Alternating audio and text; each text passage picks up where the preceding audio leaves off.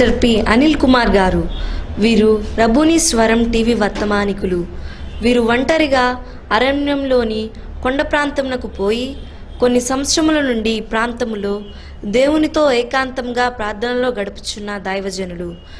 దేవుని పరిశుద్ధాత్మతో నింపబడిన వారై అనేక ప్రాంతములలో పట్టణములలో దేవుని సువార్తలను దేవుని శక్తిని అగుపరుచున్న దైవజనులు. వీరి ప్రార్థన ద్వారా రోగులు బాగుపడుచున్నారు, దురాత్మ శక్తులు పారిపోచున్నవి, సమస్యల నుండి విడిపించబడుచున్నారు. ఈ పరిచర్యలో ఎన్నో అద్భుతాలు, ఆశ్చర్యకార్యాలు, స్వస్థతలు జరుగుచున్నవి. పాస్టర్ పి అనిల్ కుమార్ గారు ప్రతి ఒక్కరి సమస్యల కొరకు వ్యక్తిగతంగా భారముతో ప్రత్యేకంగా ప్రార్థించున్న దైవజనులు.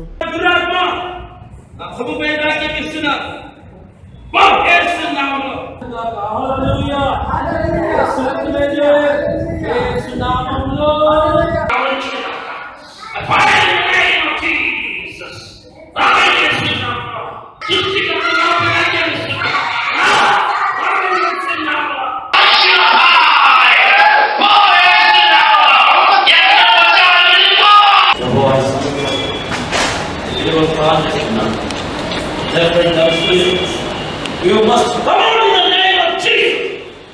Open in the name of Jesus. Glory to God. Hallelujah. And we say, "Oh, God, there is a miracle of the Lord." Therefore, there is spirit. You must come out in the name of Jesus. Open. Yes, sir. Yes, sir. Yes, sir. Yes, sir. Mama. Nana. Mama. Akka. Akka. Shelly. Ramudu. Yesaya. Yesaya. రబ్బూని స్వరం అభిషేక తైలం ఆరాధన. అందరూ ఆహ్వానితులే. స్థలం చెన్నగోని స్వామి function hall, Kuntloor road, Hayath Nagar, Hyderabad. Rabboni స్వరం వారి అభిషేక తైలం ఆరాధన తేదీ జూలై 14, 2024 అనగా రెండవ ఆదివారం, జూలై నెలలో రెండవ ఆదివారం జరుగుతున్న ఈ అభిషేక తైలం ఆరాధనకు మిమ్మల్ందరినీ ప్రేమపూర్వకంగా ఆహ్వానిస్తున్నాం. స్థలం చెన్నగోని స్వామి function hall, Kuntloor road, Hayath Nagar, Hyderabad.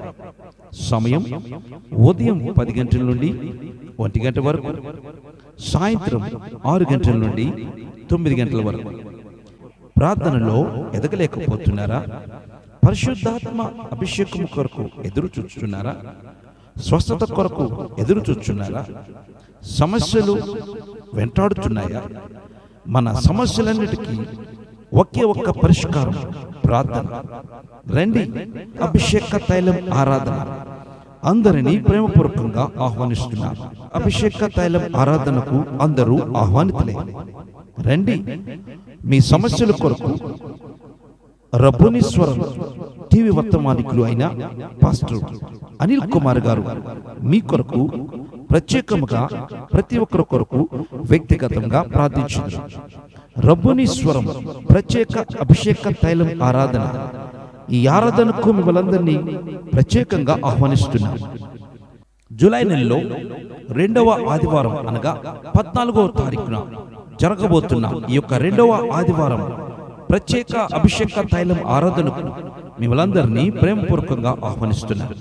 రండి, దైవాశీర్వాదాలు పొందండి, మన సమస్యల నుండి విడుదల పొందండి, అద్భుతాలు ఆశ్చర్యమైన కార్యములతో దేవుని మహిమపరచండి. దేవుడు మిమ్మల్ని మెండుగా దీవించును గాక. రండి, దైవాశీర్వాదాలు పొందండి. అభిషేకం తైలం ఆరాధన అందరూ ఆహ్వానితులే. రండి, దైవాశీర్వాదాలు పొందండి. దేవుడు మిమ్మల్ని మెండుగా దీవించును గాక. Don't miss it. ప్రియా దేవుని బిడ్డలారా, దాన్ని దహించాలా, దాన్ని అక్కడే దహించాలి. అక్కడ మండుచున్న ఆ దేవుని సన్నిధిలో ఉన్న బలిపీఠం దగ్గరికి పోయి నీవు దాన్ని అక్కడ దహించాలా. అంతేగాని ఎక్కడ పడితే అక్కడ దాన్ని పడవేయకూడదు. దాన్ని పరిశుద్ధంగా తీసుకు, ఎందుకంటే అది వెలిగించబడిన ఒత్తు కాబట్టి. దేవుని స్తుతి కలుగును గాక. ఒక విశ్వాసి ఒకసారి వెలిగించబడిన తర్వాత ఆ విశ్వాసిని జాగ్రత్తగా చూసుకోవాలా. సంఘ బిడ్డలందరూ కూడా ఒకరు ప్రేమ కలిగి ఎక్కడ ఆరిపోయారో ఆ ఆరిపోయిన వారిని జాగ్రత్తగా తీసుకొచ్చి దేవుని సందు నిలబెట్టి దేవుని కొరకు బ్రతికింపచేసి దేవుని కొరకు వెలిగింపచేసి వారిలో ఉన్న చెడుని తీసివేసి ఎవరికి తెలియకుండా దహన బలిలో వేసినట్టుగా ఆ యొక్క అగ్నిగుండంలో వేసినట్టుగా వారికి సంబంధించిన ప్రతి సీక్రెట్ కూడా దేవుని సన్నిధిలో తీసుకొచ్చి ఆయన ముందు పెట్టి వదిలివేయాలా. దేవునికి స్తుతి కలుగునగాక. హల్లెలూయా. మనం అట్లా కాదు. ఎవరైనా విశ్వాసి అని పొరపాటు చేశారనుకో, నువ్వు పరిశుద్ధురాలుగా ఉన్నావనుకో, ఆమె పొరపాటును చూసి వెంటనే ఏమి ఎట్లా చేస్తుంది, ఆమె అట్లా చేస్తుంది, ఆమె ఎట్లా బ్రతుకుతుంది అని అందరికీ చెప్పడం ప్రారంభిస్తారు. చెప్పకూడదు. వెలిగించబడిన విశ్వాసి విషయాలను ఎవరికి చెప్పకూడదు. నీకు తెలియపరిచిన తర్వాత దాన్ని తీసుకెళ్ళి దేవునికి మాత్రమే తెలియచేయాలా. దేవునికి తెలియజేసి దాన్ని వదిలివేసి మర్చిపోవాలా. అంతేగాని దాన్ని అంతే పెట్టుకొని నీ అవసరం వచ్చినప్పుడు దాన్ని ఆయుధంగా మార్చుకుంటే నువ్వు దేవుని బిడ్డవు కాదు, ఆరిపోయిన దీపానివి నువ్వు. మన ఆత్మీయ జీవితంలో ఆరిపోయిన దీపాలుగా ఉండకూడదు. ప్రతి ఒక్కరు కూడా దేవుని బిడ్డలుగా, దేవుని దీపాలుగా బ్రతకాల. అందుకే దేవుడు ఆ విధంగా కత్తెర పెట్టాడు. ఎవరైతే అత్యధికంగా ఎలగకుండా మాడిపోయిన జీవితంతో ఉంటారో వారిని కత్తిరించాలా. దేవునికి స్తుతి కలుగునగాక. కొన్ని సార్లు కొన్ని రోజులు బాగా మండుతారు, కొన్ని రోజులు ఆరిపోతారు. అంటే అర్థం ఏంటి? ఒత్తు మాడిపోయింది. అప్పుడు నువ్వేం చేయాలా? మళ్ళీ ఆ ఒత్తును కత్తెరతో కట్ చేయాలా. అందుకే నీ వాక్యము కత్తెర అంటారు. దేవుని స్తుతి కలుగున కత్తెర. దేవుని వాక్యం ఏంటి? సుత్తి వంటిది, కత్తి వంటిది, అన్నీ కత్తెర వంటిది. అదేం చేసి కట్ చేసిద్ది. 2 అంచులు వాడిగిన ఖడ్గం కంటే బహు పొదునైనది. అది అందుకే ఆ కత్తెరను మేలిమి బంగారముతో చేయబడింది. దేనికి మేలిమి బంగారము చేయబడిందంటే అది వాక్యానికి సాదృశ్యంగా ఉంది కాబట్టి మేలిమి బంగారముతో చేయబడిన దాంతో చేస్తారు. దేవునికి స్తుతి కలుగునగాక. అందుకే మన ఆత్మీయ జీవితంలో ఎవరైనా పడిపోయి ఉంటే వారిని ఏం చేయాలంటే వారిలో ఉన్న మస్టును తీసివేసి నువ్వు ప్రభు దగ్గరకు తీసుకురావాలంతే. ఎవరికి అందరికీ చెప్పడం కాదు. ఇదిగో నీకు తెలుసా ఆమె ఎట్లా, ఇదిగో నీకు తెలుసా ఈయనట్లా, ఇదిగో నీకు తెలుసా ఆయనట్లా అని అందరికీ చెప్పడం కోసంగా దేవుడిని పిలిచి ఏర్పాటు చేసుకుని మండిస్తుంది. ఆరిపోయిన వారిని మాడిపోతున్న ఆ యొక్క ఒత్తును మరలను వెలిగించాలంటే దాంట్లో ఉన్న ఆ యొక్క మస్టును తీసివేయాలా, దాన్ని కట్ చేయాలా. కట్ చేసి మరల ఒత్తుని పైకి తీసి మరల ముట్టించాలా. అప్పుడు అది ప్రకాశమానంగా వెలిగిద్ది. దేవునికి స్తుతి కలుగునగాక. అంతేగాని నువ్వు వెలిగావని చెప్పి ఇతరుని ఏలెత్తి చూపకూడదు. నువ్వు అభిషేకం నింపబడ్డావని ఇతరులే ఏలెత్తి చూపకూడదు. నీకు వరాలు ఫలాలు ఉన్నాయని చెప్పి నీకు లేదా నేను వరం పొందుకున్నాను నేను గొప్పదాన్ని అనుకోకూడదు. నువ్వు వరం పొందుకోకపోయినా నీ పక్కనున్న విశ్వాసిని గౌరవించకపోతే నువ్వు పొందుకున్న వరము వ్యర్థమే. నీ పక్కనున్న విశ్వాసిని నువ్వు సరిగ్గా చూడకపోతే వ్యర్థమే. నీకు నచ్చిన వారినే ప్రేమించి నచ్చని వారిని ద్వేషిస్తే నీవే విశ్వాసి ప్రియా దేవుని బిడ్డలారా. ప్రతి ఒక్కరు సంఘంలో ఉన్న ప్రతి ఒక్కరు సమానమే. ఆడున్న దీపములన్నీ సమానమా కాదా? పోయిన వారం ఏం చెప్పానమ్మా? ప్రతి ముందున్న దీపమైనను చివరున్న దీపమైనను ఇవన్నీ సమానమే. ఇంకా చెప్పాలంటే ముందున్న దీపము కంటేను చివరున్న దీపము తన వెలుగును ఇంకా ఎక్కువగా ప్రకాశింపజేస్తుంది. దేవునికి స్తుతి కలుగునగాక. ఎందుకు ఈ మాట చెప్తున్నానంటే ముందున్న దీపము ఇంతవరకే తన వెలుగును ప్రకాశింపజేస్తే ఈ చివరున్న దీపము ఇంతవరకు తన వెలుగును ప్రకాశింపజేసింది. ఎవరు గొప్ప? చివర ఉన్న వెలుగే దీపమే గొప్పది. కానీ ఈ లోకంలో సాతాను సంఘాలు ఉన్నాయి, సాతాను బిడ్డలు ఉన్నారు. వాళ్ళు అట్లా కాదు. నా దీపమే ముందు దీపం, నేను వెలిగిందే వెలుగు, నాదే ప్రకాశమే, నాకు కిందంత వీలు అనుకుంటా. ఇదంతా దెయ్యం ఆలోచనలు. దేవుని ఆలోచన అట్లా లేవు. పరిశుద్ధ గ్రంథం ఆలోచన అట్లా లేవు. నీవు వెలుగుతున్నప్పుడు, నీ పక్కవారు వెలిగించబడినప్పుడు, నీ వెలుగు ప్రకాశమానంగా ఇతరులకు స్ప్రెడ్ అయినప్పుడే, విస్తరింపబడినప్పుడే అది నిజమైన దీపవృక్షంలా దేవుని సన్నిధి నిలబడుతుంది. దేవునికి స్తుతి కలుగునగాక. హల్లెలూయా. మన సంఘంలో ప్రతి ఒక్కరు దీపవృక్షాలుగా ఉండాలా. ఏ ఒత్తు ఆరిపోవడానికి సిద్ధంగా ఉంటే ఏం చేయాలి? దాన్ని కట్ చేసి మరలా పైకి తీయాల. దేని ద్వారా? వాక్యము ద్వారా. నీ నోటి మాటల ద్వారా కాదు, వాక్యము ద్వారా వారిని మరలా పురికొల్పి పైకి నిలబెట్టాలా. ఆ విధంగా ఎప్పుడైతే మనం చేయటం ప్రారంభిస్తామో దేవుని కార్యములు జరగడం ప్రారంభమవుతాయి. దేవునికి స్తుతి కలుగునగాక. హల్లెలూయా. అవును ప్రియా దేవుని బిడ్డలారా, మన ఆత్మీయ జీవితంలో ఎప్పుడైనా నువ్వు వెలుగుమయంగాను ప్రకాశమానంగా ఉండాలా. అందుకే అక్కడ కత్తెర పెట్టాడు. నీ నోటికి నాలుగుకి ఏం పెట్టాలా? కత్తెర పెట్టాలా. పొరపాటున మాట్లాడితే కట్ చేసుకుంటారా? ఆ పని చేసుకోవాకండి. అమ్మో, ఆయన కట్ చేసుకోమని నాకు కత్తి 10 మినిట్లో అసలుకి మీలో అందరు కత్తిరలు అందరిలో కత్తిరలు ఉన్నాయి. అయితే చేంజ్ చేస్తారు. 4 పెట్టి అన్నారు అనుకో, తర్వాత నన్ను కట్ చేస్తారు. దేవుని స్తుతి కలుగున గాక. ఏం చేస్తారు? ఆ కత్తెరలు కాదమ్మా, వాక్యం అనే కత్తెర. వాక్యం అనే కత్తెర ద్వారా నీవు వ్యతిరేకమైన సాతానుకు నీకు సాతానుతో కలిసి ఏదైనా నువ్వు మాట్లాడితే దాన్ని కట్ చేసేయి. దేవునితో కలిసి మాట్లాడేది దాన్ని నిలబెట్టుకో. దేవుని స్తుతి కలుగునగాక. హల్లెలూయా. అందుకే మన ఆత్మీయ జీవితంను జాగ్రత్తగా చూసుకోవాలా, పరిశుద్ధంగా చూసుకోవాలా, ఎక్కడ పడిపోకుండా జాగ్రత్త కాపాడుకోవాలా. ఎంతగా అంటే ఏ వ్యక్తి కూడా నీ పక్క ఉన్నవారు ఎవరు ఆరిపోకూడదు. ఒకవేళ ఒక వారం రాలేదానికి ఏం చేయాలా? మీరే ఫోన్ చేయాలి. అంతేగాని పాస్కార్ చేసుకుంటారా మనకెందుకు అనకూడదు. ఆయన మాకెందుకు అనుకుంటే నువ్వు ఆరిపోతావు, వాళ్ళు కూడా ఆరిపోతారు. ఎందుకంటే అది నీ దీపం. దేవుని స్తుతి కలుగునగాక. నీ పక్క దీపం ఆరిపోతుంటే ఎవరికి ముందు షాక్ తగిలిద్ది? 7 దీపాల్లో ఒక దీపం ఆరిపోతుంది అనుకో, ఆరిపోయే దీపం ముందు పక్కన వెలిగే దీపం ఉందనుకో, ఎవరికి కనపడిద్దా ఆరిపోతుందని? వెలిగే దీపానికి పక్కన ఆరిపోతుంది దీపం కనపడిద్ది. ఎమ్మటి యాక్టివేషన్ అవ్వాలా. పక్క దీపం ఆరిపోతుంది, త్వరగా రండి త్వరగా రండి త్వరగా రండి అని నువ్వు సైకిల్ చేయాలా. ఆ విధంగా ఆ దీపాన్ని ఆరిపోకుండా కాపాడుకోవాలా. దేవునికి స్తుతి కలుగునగాక. హల్లెలూయా. పైగా ఒత్తు మార్చేటప్పుడు కూడా ఆ దీపం ఆరిపోకూడదు. దేవునికి స్తుతి కలుగునగాక. హల్లెలూయా. ఎంత భయంకర కష్టం కదా ఇది అమ్మా, చాలా కష్టం కదా. ఇప్పుడు ఒత్తు మాడిపోతుంది, చిన్నగా అయిపోయింది, దాన్ని మార్చాలా. అది మార్చకపోతే ఆరిపోద్ది. ఆరిపోకూడదు. ఆరిపోకుండా ఒత్తి ఎట్ట మార్చాలా అమ్మా? ఎప్పుడైతే ఆరిపోతా సిద్ధంగా ఉందో దాని మీద ఇంకొక ఒత్తు పెట్టి ఇది కాలుచుండగా దాన్ని కట్ చేయాలా. దేవుని స్తుతి కలుగునగాక. హల్లెలూయా. ఆత్మీయ జీవితంలో ఆరిపోతూ ఉండగా ఇంకొక మండుతున్న వారిని తీసుకొచ్చి వారికి ఎగ్జాంపుల్గా చూపించి ఆ మంట వాళ్ళని పెట్టి ఈ ఆరిపోయిన ఆ ఒత్తుని కట్ చేసి ఆ మంటతో కలపాలా. దేవుని స్తుతి కలుగునగాక.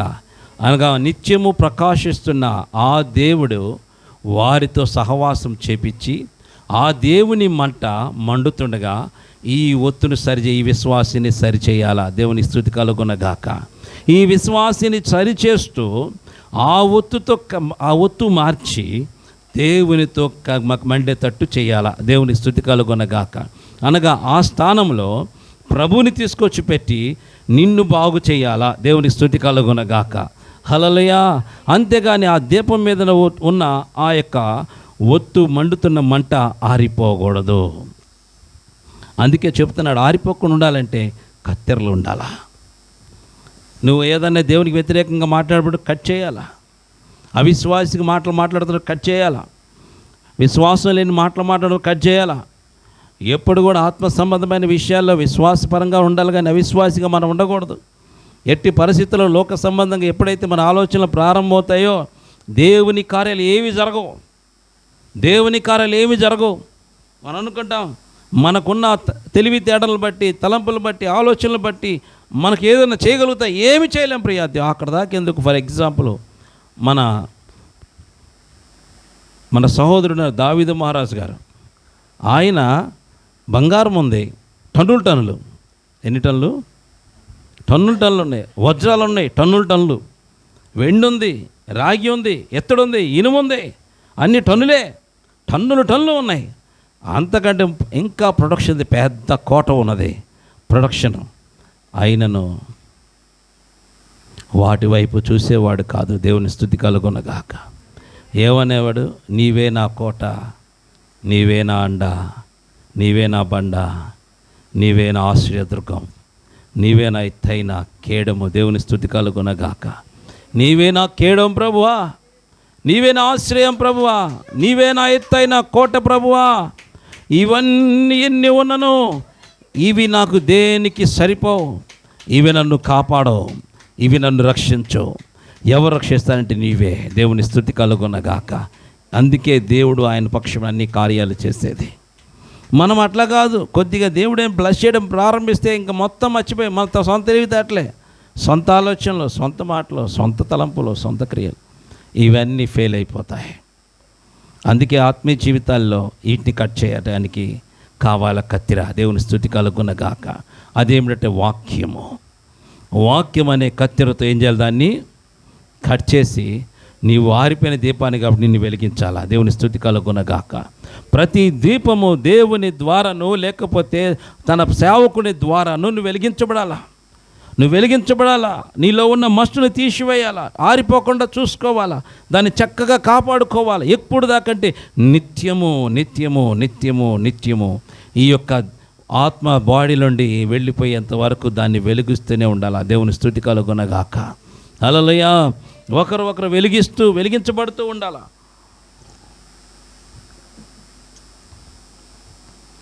ఎప్పుడైతే ఆ విధంగా వెలిగించబడుతూ ఉంటామో అప్పుడే నీ వెలుగు ప్రకాశమానంగా ఉంటుంది. అప్పుడు దేవుని వెలుగుతో నీ వెలుగు కలిసి ఈ లోకమంతా ప్రకాశించింది. దేవుని స్తుతి కలుగునగాక. హల్లెలూయా. అందుకే దేవుడు మందస్సంలో ఈ యొక్క ప్రస్తుత కాలంలో ఏ విధంగా ఉండాలో అన్నిటిని దేవుడు అక్కడ పొందుపరిచి ఉంచాడు. మన మీద దేహపరోక్షం అనుకుంటాం కదా. దేహపరోక్షానికి ఎంత కృప ఉందో చూడండి. ఒట్టిగా ఆయన పెట్టడు. ఆయన ఆలోచన లేని దేవుడు కాదు, మహాజ్ఞాని. నీ జ్ఞానము కంటే ఆయన జ్ఞానము చాలా గొప్పది.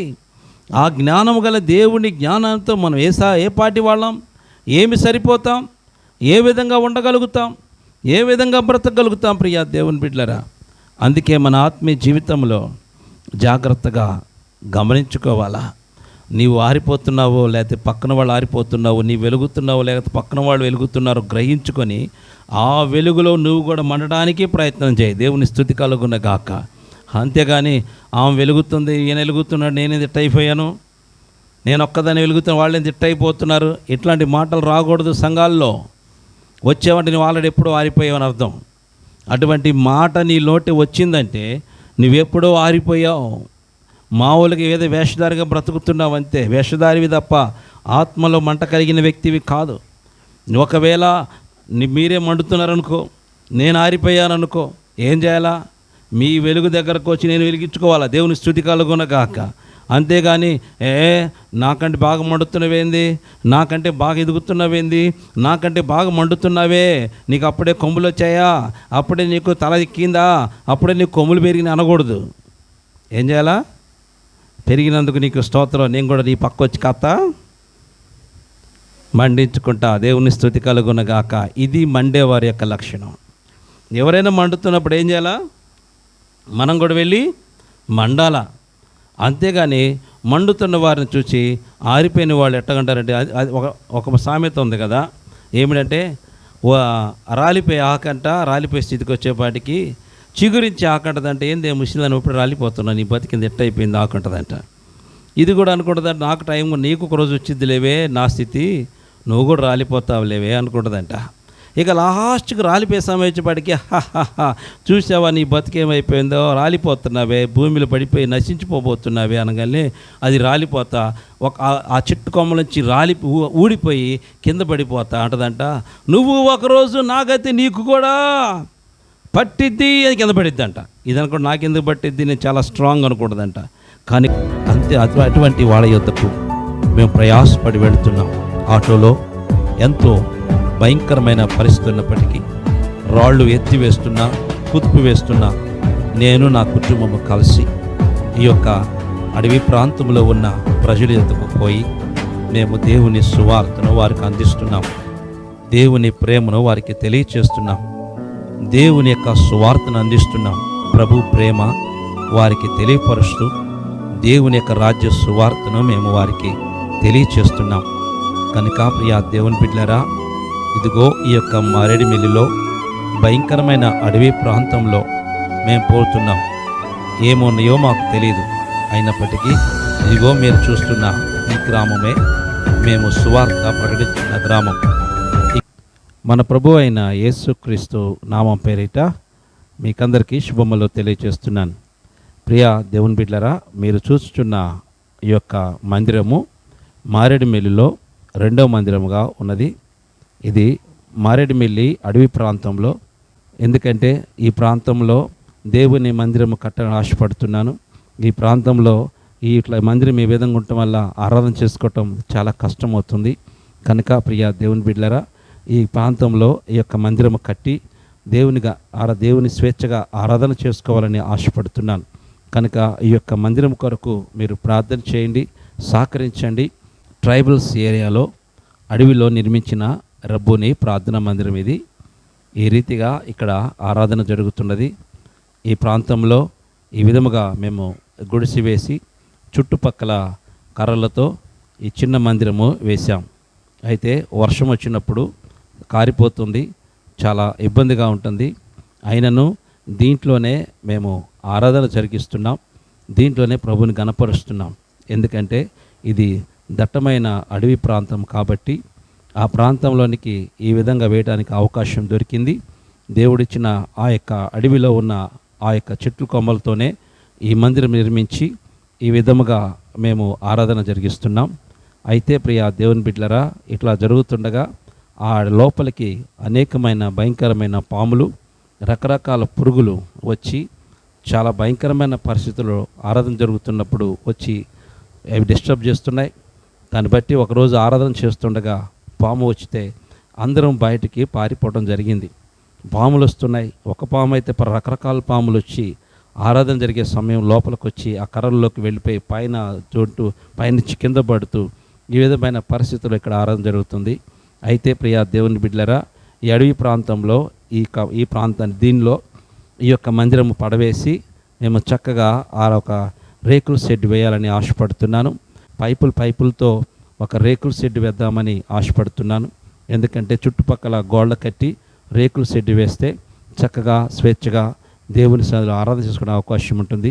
కనుక ఈ యొక్క మందిరానికి రేకులు కావాలి, పైపులు కావాలి, అదే రీతిగా పోస్టులు కావాలి, అంతేకాకుండా బ్రిక్స్ కావాలా, సిమెంట్ కావాలా, ఇవన్నీ అవసరమై ఉన్నది. కనుక ఇవన్నీ ప్రభు సమకూర్చి ఇక్కడ మంచి మందిరం కట్టుబడలాగిన మీ వంతు ప్రార్థన మరియు ఆర్థిక సహకారాన్ని అందించండి.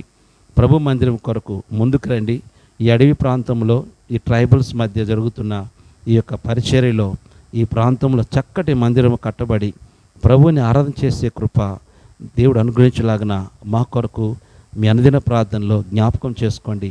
ప్రభు మిమ్మల్ని ప్రేరేపిస్తే ఏదో ఒక రేకులకో, లేకపోతే పైపులకో, లేకపోతే బ్రిక్స్కో, లేకపోతే సిమెంట్స్కో, ఏదో ఒకటి ప్రభు మిమ్మల్ని ఆధిక్యముగా దీవించిన కొలది ఈ యొక్క మందిర నిర్మాణం కొరకు సహకరించండి. ప్రభు మిమ్మల్ని ప్రేరేపించుకున్నది సహకరించి దైవాశీర్వాదాలు పొందండి. దేవుని మందిరం మీరు కట్టండి, మీ గృహాన్ని ప్రభు కడతాడు. ఈ అడవి ప్రాంతంలో భయంకరమైన దట్టమైన అడవి ప్రాంతంలో జరుగుతున్న యొక్క పరిచర్య కొరకు ప్రార్థన చేయండి, సహకరించండి, దైవాశీర్వాదాలు పొందండి. ఎవరైతే ఈ యొక్క పరిచర్యలో అధికంగా సహకరిస్తున్నారో దేవుడు వారిని బహుగా దీవిస్తారు, ఆశీర్వదిస్తారు. ఎందుకంటే అనేకులు ఊరిలో ఎక్కడెక్కడో గొప్ప గొప్ప మందిరాలు కట్టుకుంటున్నారు, కానీ అడవిలో వీళ్ళకి ఎవరికి తెలియదు, దేవుడు అంటే తెలియదు. అటువంటి ప్రజల మధ్యకు పోయి, ట్రైబల్స్ మధ్యకు పోయి సువార్త అందిస్తున్నాం. ఇటువంటి ప్రాంతాల్లో మందిరం కట్టడం ఎంతో గొప్ప ఆశీర్వాదం. వీరు మనకు ఏమి ఎవరు ప్రియ దేవుని బిడ్డలారా, కానుకలు ఎవరు, కానీ మేమే అక్కడికి పోయి మా దగ్గర ఉన్నవి వారికి ఇచ్చి దేవుని సువార్త ప్రకటిస్తూ వీళ్ళందరినీ ప్రభు దగ్గరికి చేర్చాం. కానీ ఆరాధన చేసుకోవడానికి ఇటువంటి పరిస్థితులు ఉన్నాయి, కఠినమైన పరిస్థితులు ఉన్నాయి. ఆ వాతావరణం సరిగా ఉండదు. మా భయంకరమైన వర్షం వస్తే కారిపోతూ ఉంటుంది, పాములు వస్తుంటాయి, పురుగులు వస్తుంటాయి. ఆయనను అట్లాగే మొండికి వేసుకొని మేము అక్కడ ఆరాధన జరిగిస్తున్నాం. కనుక ఈ యొక్క పరిచర్య కొరకు ప్రార్థించండి, సహకరించండి. ప్రభు మిమ్మల్ని ప్రేరేపించడం కొలది ఆర్థికంగా ఈ యొక్క మందిర నిర్మాణ సహకరించి దైవాశీర్వాదాలు పొందండి. దేవుడు మిమ్మలను మీ కుటుంబాలను మెండుగా దీవించి ఆశీర్వదించును కాక. Praise the Lord. God bless you. ప్రియ దేవుని బిడ్డలారా, మీరు చూస్తున్నది మారేడుమల్లిలో కట్టబోతున్న ప్రార్థనా మందిరం, రబ్బూని ప్రార్థనా మందిరం. అంతకుముందు ఇక్కడ పాకతో వేయబడి ఆరాధన జరుగుతూ ఉండేది. అయితే ఆ పాక అంతా కూడా తీసివేసి చక్కగా శుభ్రపరిచి మంచిగా విశాలమైన ప్రాంతంగా చేసి అక్కడున్న చెట్లు మొత్తం నరికివేసి ఆ ప్రాంతంలో ఇసుక మరియు కంకర కూడా తోలటం జరిగింది మందిర నిర్మాణ నిమిత్తమై. అదే రీతిగా పోస్టులు కూడా ఈ యొక్క ప్రాంతంలోనికి తీసుకొచ్చి మందిరంలో పెట్టిన మందిర ప్రాస్థలంలో పెట్టడం జరిగింది. అయితే ఇక పని ప్రారంభించాము. దేవుని యొక్క మహాకృపను బట్టి అక్కడ మార్కింగ్లు చేస్తున్నాం. కొలతలు వేసి చక్కగా మంచిగా పోస్టులు నిలబెట్టడానికి అక్కడ పని జరుగుతున్నది. దీని నిమిత్తమై మీరు ప్రార్థన చేయండి. దేవుడు అద్భుతముగా ఈ యొక్క ప్రాంతంలో, ఈ మారేడుమిల్లి ప్రాంతంలో దేవుడు మంచిగా మందిరము కట్టడానికి కృప చూపులాగిన, ఏ ఆటంకములు కూడా ఇక్కడ లేకుండా దేవుడు సహకరించలాగిన, సహాయం చేయలాగిన మీ వంతు ప్రార్థన చేయండి. అదే రీతిగా కన్స్ట్రక్షన్ జరుగుతున్నప్పుడు ఎటువంటి సాతాను ప్రభావాలు పని చేయకుండా అంతా కూడా చక్కగా జరుగులాగిన మీ అనుదిన ప్రార్థనలో జ్ఞాపకం చేసుకోండి. పని చేయవారికి మంచి జ్ఞానము ప్రభు ఇచ్చులాగిన, మంచిగా ప్రభు మందిరాన్ని భయముతోనూ భక్తితోనూ కట్టులాగిన మీ అనుదిన ప్రార్థనలో జ్ఞాపకం చేసుకోండి. అదే రీతిగా ఇక మాకు కావాల్సినవి రేకులు కావాలి, అదే రీతిగా పైపులు కావాలి, బ్రిక్స్ కూడా అవసరమై ఉన్నది, సిమెంట్ కావాలి, ఇంకా కంకర కావాల్సి ఉన్నది, అదే రీతిగా ఇసుక కూడా కావాల్సి ఉన్నది. ఈ ప్రాంతంలోనికి మేము చేర్చి మందిర నిర్మాణం చేస్తున్నాం కాబట్టి ప్రభు మిమ్మల్ని ప్రేరేపించిన కొరది ఈ మందిరము అద్భుతంగా కట్టబడి దేవుని నామ మహిమకరంగా ఇక్కడ మందిరం కట్టబడలాగిన మీ వంతు ప్రార్థన మరియు ఆర్థిక సహకారం అందించి దైవదేవులు పొందవలసిందిగా కోరుచున్నాం. ఈ మందిరము కంప్లీట్ అయి ఆరాధన చేసి ఈ యొక్క అడవి ప్రాంత ప్రజలు దీంట్లో ప్రభుని కనపరచులాగిన ప్రార్థించండి, సహకరించండి, దైవ ఆశీర్వాదాలు పొందండి. దేవుడి మీద దీవించును కాక. ఆమేన్.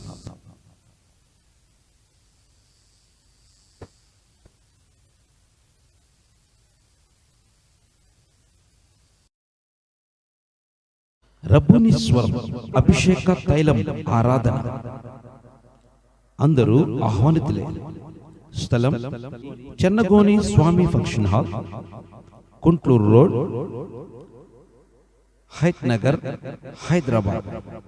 రబ్బుని స్వరం వారి అభిషేక తైలం ఆరాధన తేదీ జూలై 14, 2024 అనగా రెండవ ఆదివారం, జూలై నెలలో రెండవ ఆదివారం జరుగుతున్న ఈ అభిషేక తైలం ఆరాధనకు మిమ్మల్ందరినీ ప్రేమపూర్వకంగా ఆహ్వానిస్తున్నాం. స్థలం చెన్నగోని స్వామి function hall, Kuntloor road, Hayath Nagar, Hyderabad. సమయం ఉదయం 10 గంటల నుండి 1 గంట వరకు, సాయంత్రం 6 గంటల నుండి 9 గంటల వరకు. ప్రార్థనలో ఎదగలేకపోతున్నారా? పరిశుద్ధాత్మ అభిషేకం కొరకు ఎదురు చూస్తున్నారా? స్వస్థత కొరకు ఎదురు చూస్తున్నారా? సమస్యలు వెంటాడుతున్నాయా? మన సమస్యలన్నిటికీ ఒకే ఒక్క పరిష్కారం ప్రార్థన. రండి, అభిషేక తైలం ఆరాధన. అందరినీ ప్రేమపూర్వకంగా ఆహ్వానిస్తున్నారు. అభిషేక తైలం ఆరాధనకు అందరూ ఆహ్వానితులే. రండి, మీ సమస్యల కొరకు రబ్బుని స్వరం టీవీ వర్తమానికులు అయిన పాస్టర్ అనిల్ కుమార్ గారు మీ కొరకు ప్రత్యేకముగా ప్రతి ఒక్కరి కొరకు వ్యక్తిగతంగా ప్రార్థించారు. రబ్బుని స్వరం ప్రత్యేక అభిషేక తైలం ఆరాధన. ఈ ఆరాధనకు మిమ్మల్ందరినీ ప్రత్యేకంగా ఆహ్వానిస్తున్నారు. జూలై నెలలో రెండవ ఆదివారం అనగా 14వ తారీఖున జరగబోతున్న ఈ యొక్క రెండవ ఆదివారం ప్రత్యేక అభిషేక తైలం ఆరాధనకు మిమ్మల్ందరినీ ప్రేమపూర్వకంగా ఆహ్వానిస్తున్నారు. రండి, దైవాశీర్వాదాలు పొందండి, మన సమస్యల నుండి విడుదల పొందండి, అద్భుతాలు ఆశ్చర్యమైన కార్యములతో దేవుని మహిమపరచండి. దేవుడు మిమ్మల్ని మెండుగా దీవించును గాక. రండి, దైవాశీర్వాదాలు పొందండి. అభిషేకం తైలం ఆరాధన. అందరూ ఆహ్వానితులే. రండి, దైవాశీర్వాదాలు పొందండి. దేవుడు మిమ్మల్ని మెండుగా దీవించును గాక. Don't miss it. మా address pastor P Anil Kumar, Netaji colony, road number 9, Hayath Nagar, Hyderabad, Rangareddy జిల్లా. మరొకసారి pastor P Anil Kumar, Netaji colony, road number 9, Hayath Nagar, Hyderabad, Rangareddy జిల్లా. దేవుడు మిమ్మల్ని మెండుగా దీవించి ఆశీర్వదించును కాక. మీకైనా ప్రార్థన అవసరం ఎడల నేడే మిమ్మల్ని సంప్రదించి దైవ ఆశీర్వాదాలు పొందండి. దేవుడు మిమ్మల్ని మెండుగా దీవించి ఆశీర్వదించును గాక. ఆమేన్.